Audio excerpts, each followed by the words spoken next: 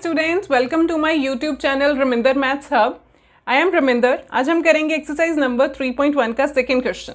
लेकिन उससे पहले आप मेरे चैनल को लाइक और सब्सक्राइब कर लीजिए और साथ में बेल आइकन को भी हिट कर लीजिए सो दैट आपको मेरी वीडियोस टाइम पर मिलती रहे। मैं अपने आने वाली वीडियोस में एनसीईआरटी के बाकी चैप्टर्स भी कवर करने वाली हूँ। So start with the second question of the first exercise. The coach of a cricket team boys 3 bats and 6 balls for ₹3900. Later she buys another bat and 3 more balls of the same kind for ₹1300. Represent the situation algebraically and geometrically.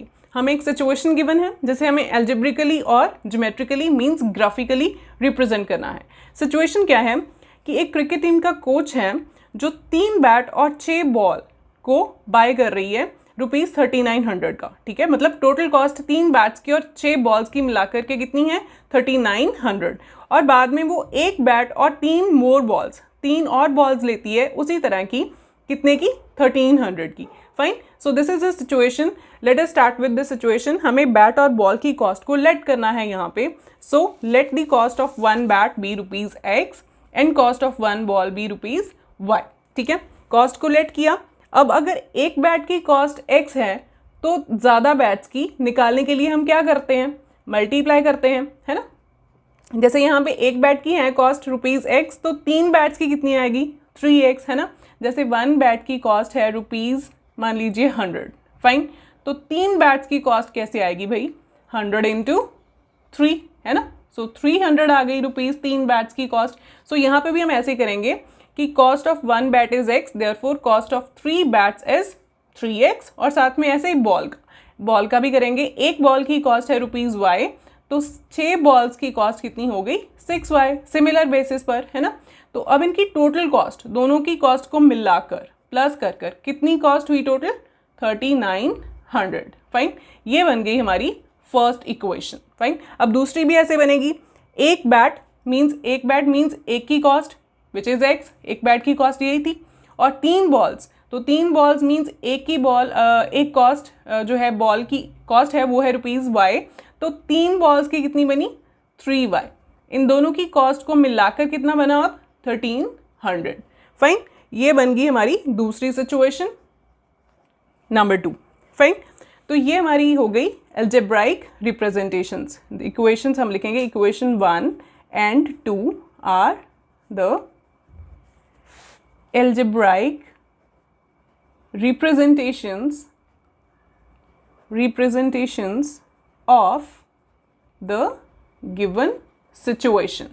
ये जो given situation थी उसकी हमने algebraic representation को लिख दिया है। अब हम आएंगे इसके geometric representation के ऊपर, मीन्स ग्राफ के ऊपर। तो उसके लिए क्या करेंगे, हेडिंग डाल देते हैं geometric representation। वो कैसे करेंगे, दोनों इक्वेशंस को हम सॉल्व करेंगे सिंपल, जैसे 9th में करते थे। तो दोनों इक्वेशंस को हम यहाँ पे पहले लिख देते हैं।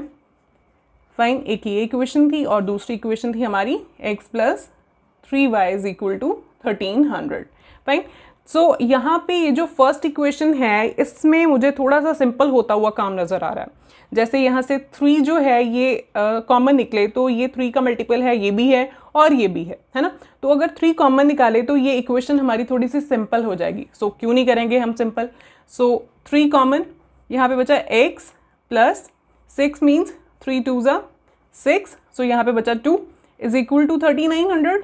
अब क्या होगा, 3 और ये वाली ब्रैकेट जो है ये 2 नंबर्स मल्टीप्लाई हो रहे हैं, इन दोनों में कोई साइन नहीं है, मीन्स मल्टीप्लाई का साइन है। तो ये जो 3 है उधर जाके क्या हो जाएगा 3900 के साथ डिवाइड हो जाएगा। सो डिवीजन होने पर इसकी कटिंग भी हो रही है। 3 1s are 3 and 3 1s are 3, 3 3s are 9 and 0s are as it is।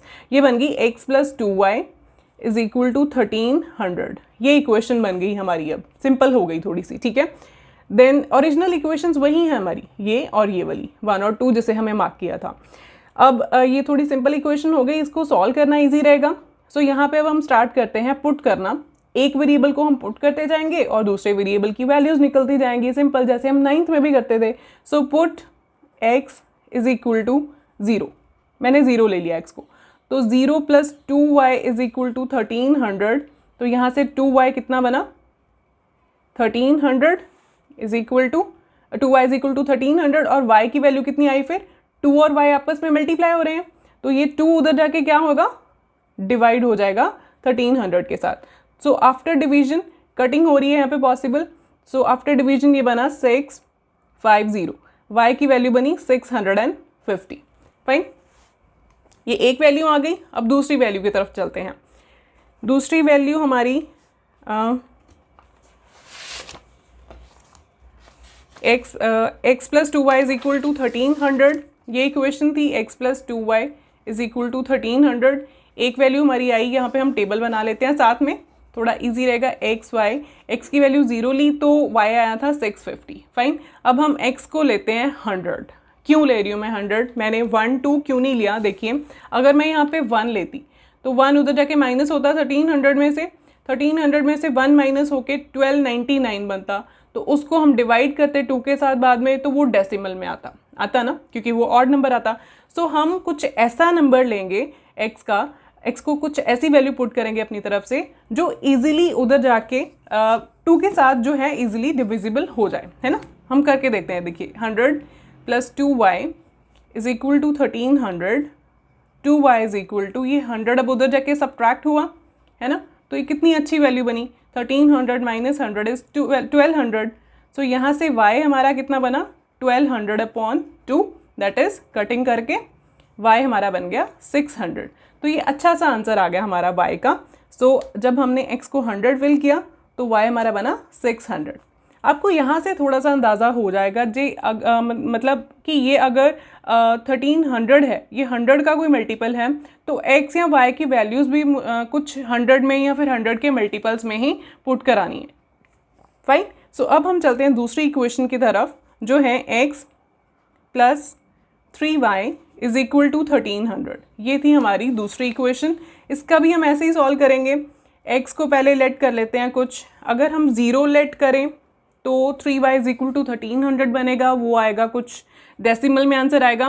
So x को अगर मैं 100 लेट कर लूँ, पुट कर देते हैं x को 100, तो 100 plus 3y is equal to 1300। So ये क्या बनेगा अब, 3y is equal to 1300 minus 100, ये जो 100 है उधर जाके माइनस हो जाएगा। ये क्या बचा, 1300 माइनस 100 इज 1200।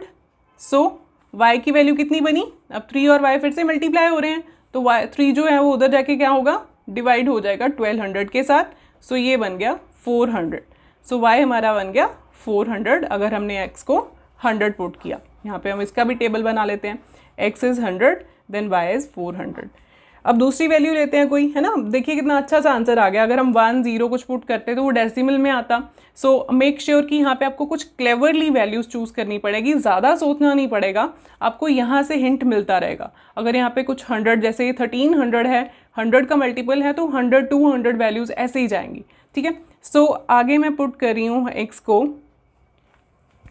200 करें तो नहीं, 200 करें तो 1300 में से 200 माइनस होगा तो ये 1100 बन जाएगा। वो मल्टीपल नहीं है 3 का, क्योंकि 3 उधर जाके डिवाइड हो रहा है।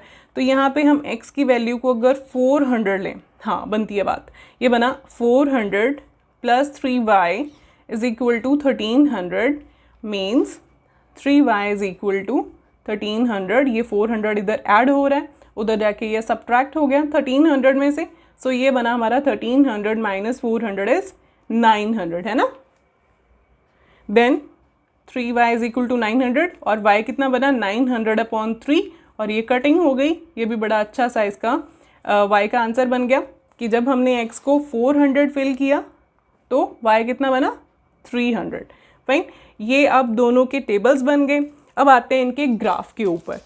ये देखिए, ये जो x plus 3y is equal to 3900 वाली इक्वेशन थी, इसकी x और y की वैल्यूज़ यहाँ पे मैं फिल कर देती हूँ, ठीक है। ये वाली आई थी, ये वाली वैल्यूज़ आई थी, हमने सॉल्व किया था इसको 100 एंड 600। और दूसरी जो इक्वेशन थी उसकी आई थी वैल्यूज़, यहाँ पे हमने टेबल बनाया था 100 एंड 400, 100 400, और दूसरी वैल्यू थी 400 एंड 300, ठीक है। यहाँ पे जो हमने ग्राफ बनाया उसके भी मैंने 100 के गैप्स लिए, 1 2 3 नहीं लिया, 100 200 300 लिया, क्योंकि हमारी वैल्यूज़ ही ऐसी आई हैं, हमने पुट भी वैसी की थी। सो यहाँ पे अब हम करते हैं plotting. First point is 0,650, so it is 0 and 650 means x के ऊपर 0 है तो y एक्सिस का पॉइंट आएगा। यहाँ पे है 600 हमारा, यहाँ पे है 700, तो इसके बीच में ये जो पॉइंट आएगा ये आएगा 0,650। फाइन। देन आगे 100 एंड 600 x एक्सिस के ऊपर 100 है ना, ये वाला पॉइंट देखेंगे। 100 एंड 600, 100 है x एक्सिस के ऊपर और 600 है y एक्सिस के ऊपर। सो ये पॉइंट बनेगा ये वाला पॉइंट बनेगा 100 एंड 600। फाइन। ये इसको मैं थोड़ा सा साइड पे लिख देती हूँ, 600। सो ये पॉइंट हो गया हमारा। अब इसको हम ज्वाइन कर देते हैं एक स्केल के साथ, दोनों पॉइंट्स को।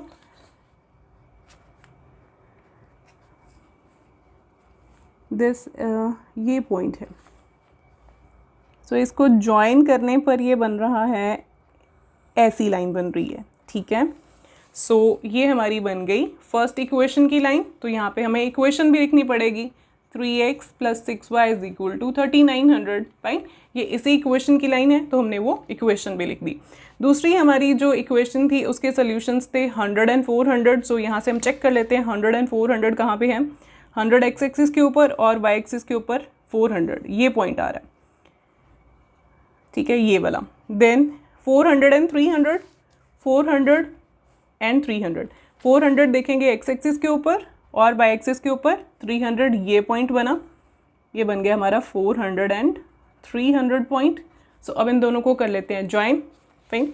ज्वाइन करते हैं इन दोनों को।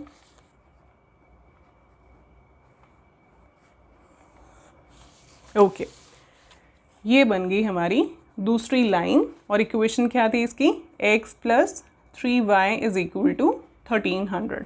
सो ये हुआ हमारा सेकंड क्वेश्चन कंप्लीट। ये थी इसकी graphical representation.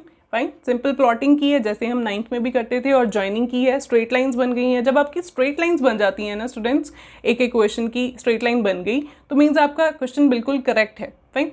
So this is the second question. Thank you so much students. अगर आपको कुछ डाउट्स आए तो प्लीज़ कमेंट सेक्शन में लिख दीजिए। Thank you students.